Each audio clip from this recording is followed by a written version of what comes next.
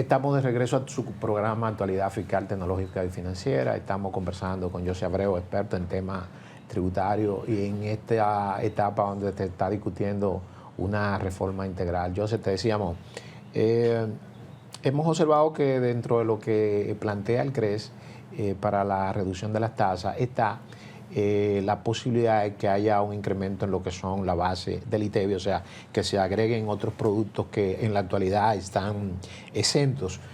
¿Qué productos tú crees pudieran soportar este incremento a partir de la imposición de un ITEVI?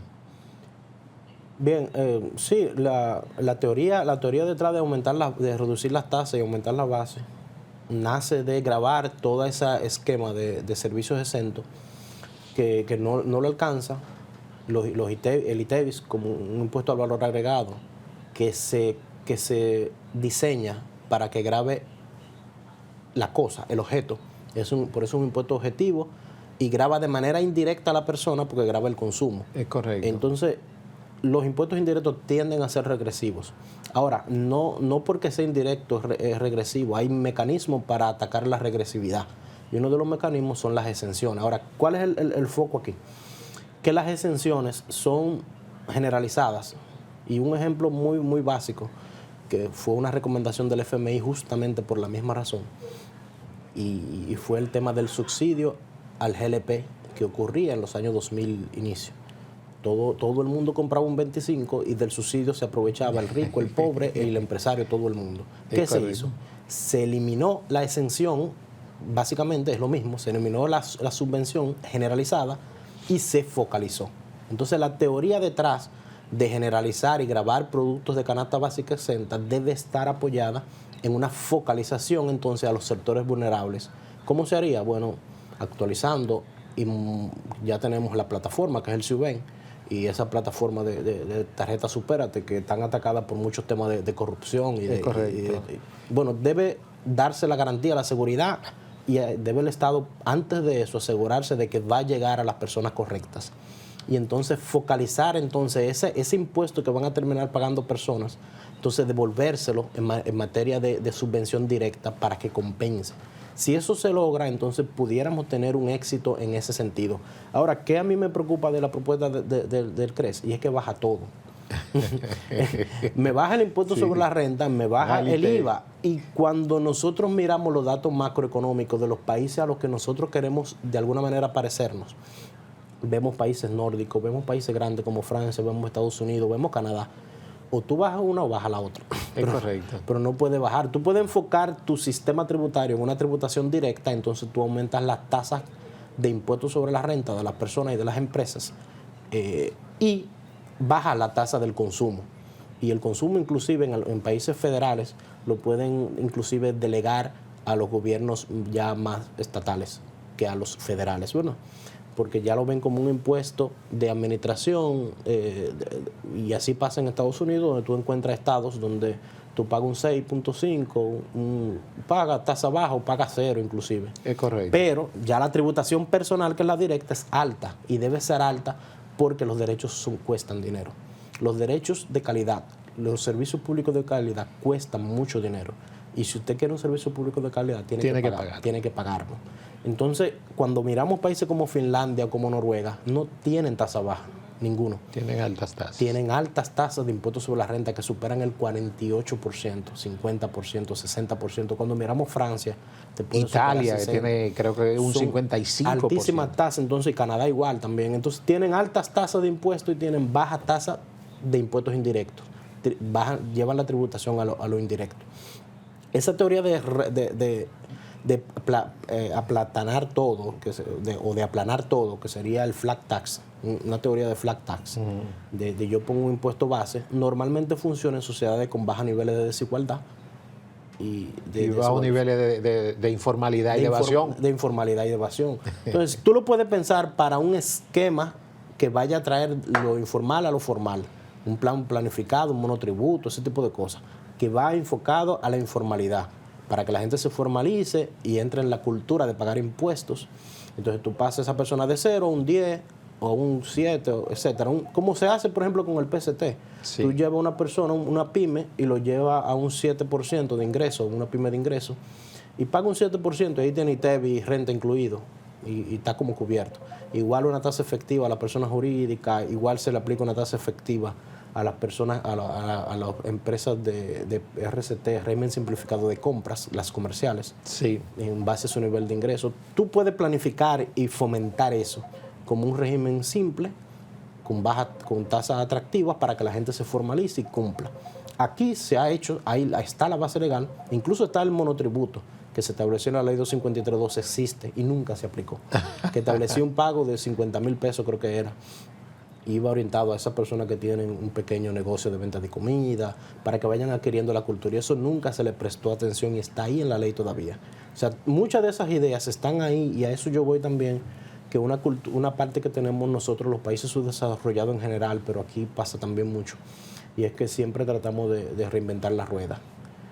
Y todas esas cosas que se están planteando, están planteadas ahí. Hay estudios, como un estudio muy famoso del Banco Mundial, de un sistema tributario más igualitario, más equitativo, más eficiente. Y es un estudio que hicieron en el 2017 para República Dominicana. Es muy preparado, y muchas de esas cosas que se dicen en muchas de las reformas están ahí contenidas con su diagnóstico y sus recomendaciones, y hacen unos niveles de eficiencia de cada uno de los tributos, lo miden con ajustes. Por ejemplo, miden la eficiencia del ITEVI, ellos establecen un nivel de un índice de eficiencia C, y no miden la eficiencia, la recaudación del ITEVI en base al PIB, que venía siendo los ingresos. Correcto. Sino que lo miden en base al consumo global de una economía. No, ¿y qué es la base de ese impuesto? ¿Y qué es la base de ese impuesto? Lo hacen más lógico, más eficiente, y eso lo comparan y te dicen dentro de sus recomendaciones, es que República Dominicana tiene un campo tan grande dentro de la evasión que sin aumentar tasas ni modificar su régimen tributario puede lograr hasta un 3 o un 4% del PIB, eficientizando en materia de recaudación, y eso es una tarea que tenemos pendiente. Y hasta que nosotros no tomemos todo ese conocimiento que se ha invertido en diferentes estudios diagnósticos de los organismos internacionales y de personas nacionales, y lo apliquemos, lo que vamos a tener es otra nueva ley para incumplirla al final, si no se toman las medidas. Aquí hay que hacer un trabajo en la calidad del gasto, en ese gasto político que sobrecarga el presupuesto en materia de nómina, en materia de muchas cosas, que viene del clientelismo político que se ejecuta aquí. Tú tienes eso por un lado, pero tienes también una evasión que no se ataca. Y hay evasiones que son evidentes y claras, y la administración tributaria no la ataca nunca. Y nos la estrujan en la cara a los evasores, a los que pagamos impuestos, los evasores nos estrujan su evasión en la cara, su riqueza en la cara, en Instagram, en Facebook, en redes sociales. Entonces no le estrujan y no pagan impuestos y no le pasa nada nunca. Entonces primero hay que trabajar el tema de la evasión de manera eficiente, y luego entonces pensamos en aumentar o bajar impuestos. No, sobre todo una evasión que se estima que está en unos 4.2 del PIB. Tú sabes que yo, cuando estuviste comentando el tema de las subvenciones, de cara a lo que son las exenciones y bajar el gasto tributario, y hiciste referencia al tema de lo de, en principio, como estaba el GLP, donde se estaban beneficiando mansos y cimarrones, como decíamos. Me recordó una experiencia que yo vi en Colombia con respecto a lo que es el tema de la subvención del transporte o del combustible para el transporte. Tú sabes que aquí se ha estado subvencionando el transporte a través de lo que son los sindicatos. Y ese subsidio que ha estado llegando, realmente lo que ha provocado es que muchos de esos sindicalistas se hayan hecho empresarios y millonarios, multimillonarios.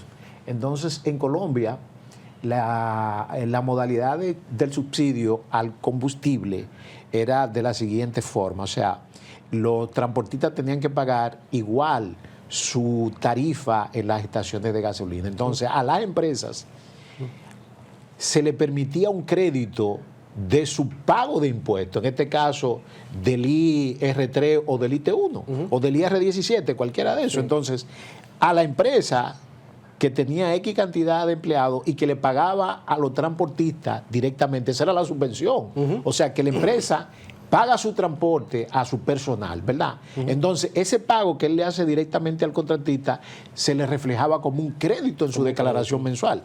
Y entonces la corrupción en lo que respecta a ese subsidio estaba prácticamente nula. Correctamente. Es una forma. Hay muchas de hecho, formas. tú sabes, yo sé, nosotros hicimos un webinar con los profesores de la Universidad Autónoma de Santo Domingo de Tributación a raíz de cuando estaba el tema de la reforma del 21.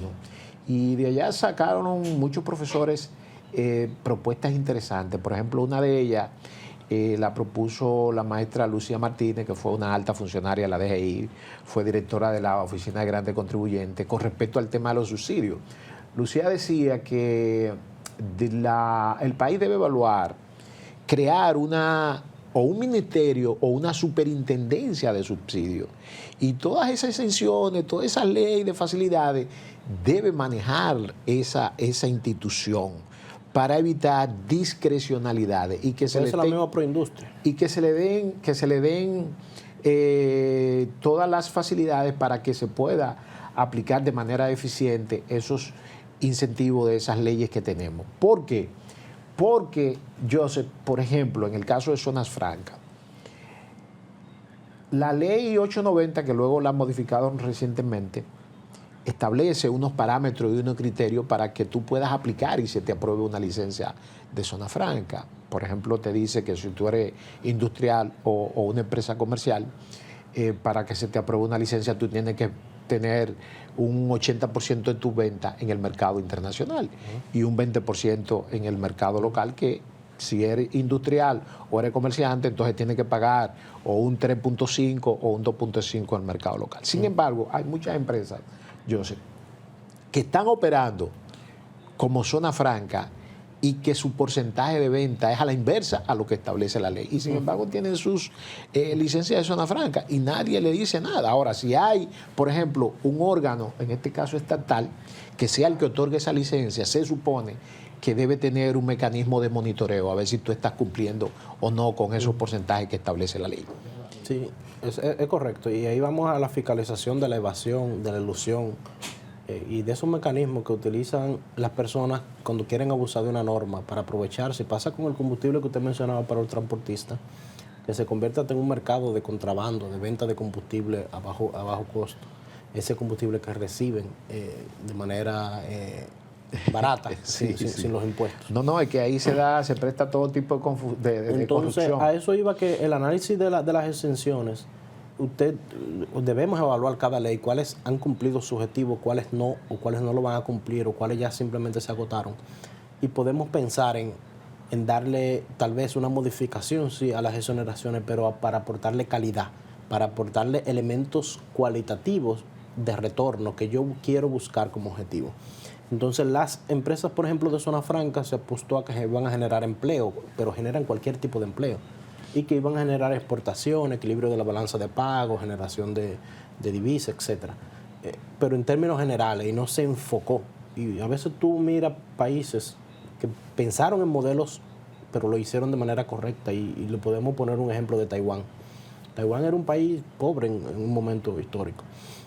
Ahora, ¿qué hizo Taiwán? Taiwán hizo un modelo de zona franca muy similar a los modelos que desarrollamos en Latinoamérica, pero ellos no dijeron, no es cualquier empleo que tú me vas a rellenar, es este tipo específico de empleo y con este tipo de calidad, y eso se medía con indicadores específicos. Y en ese momento estaba muy de moda, en los años en que Taiwán comenzó a desarrollarse, a industrializarse, luego de aquella revolución. Estaban de moda el tema de los televisores, y ellos dijeron, no, yo quiero que tú especialices a mis empleados en cómo hacer televisores, cómo hacer las pantallas, los transistores para hacer los televisores y todo ese tipo de cosas. Eso generó una cultura, un conocimiento de una sociedad que hoy en día se traduce en que ellos son líderes en microchip, porque todo ese conocimiento transferido en materia para crear televisores y los mecanismos, los componentes electrónicos para crear esos, en ese momento que era una tecnología, los televisores, hoy en día luego se tradujo en que ellos desarrollaron un conocimiento en materia de microprocesadores y microchips y lideran el mercado. Entonces, eso es un esquema exitoso de cómo tú puedes ahora enfocar la zona franca, modificar la ley y ustedes van a mantener la exención exactamente igual. pero ahora vamos a afinar un poquito más las condiciones no es solamente generarme empleo, es generarme un empleo que sea bien, de calidad, que sea bien pagado. Es generarme un empleo. Porque además de las exenciones, yo sé, discúlpame que te interrumpa, también está el tema de la tarifa salarial. O sea, el sector zona franca tiene uno de los salarios mínimos más bajos del sector. Entonces, además de que gozan de las exenciones a nivel de impuestos, también tienen otras exenciones. No pagan bonificación a los empleados, contrario a nuestras empresas locales. O sea, que hay un sinnúmero de situaciones que yo entiendo que ciertamente hay que revisar en tema de lo que son esas leyes de incentivos y zonas francas. Esas leyes pueden perfectamente cambiarle, mantenerle las exenciones a las leyes que han cumplido su objetivo, porque han generado los empleos, han generado los niveles de exportación.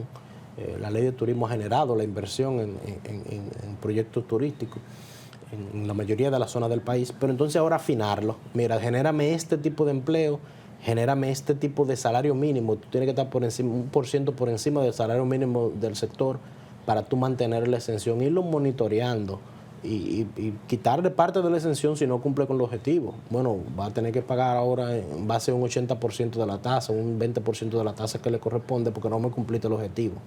Afinarlo para que tú puedas controlar y garantizar que los valores que tú quieres promover de ese empleo eficiente, que no me traigan una zona franca que me enseñe solamente a la persona a coser.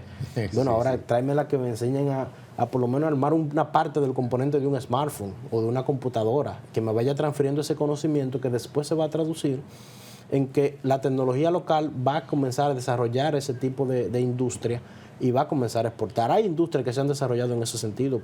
Yo me sorprendí recientemente de la exportación de origen dominicano de equipos e insumos en materia médica que sale se llama, le denominan los medical device.